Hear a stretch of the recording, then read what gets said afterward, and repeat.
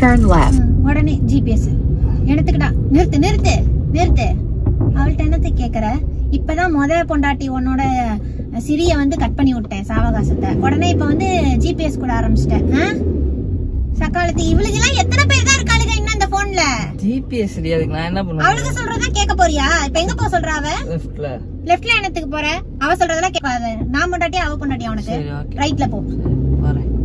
ரைட்ல தான போணும். ஆமா ரைட்ல போ. சரி போறேன். நம்ம கேக்குறாளுங்க வந்து. நீ கேட்ட அவளுங்களுக்கு எங்கடா புத்தி போயிருச்சு? லெஃப்ட்ல போ ரைட்ல போன்றாளுங்க.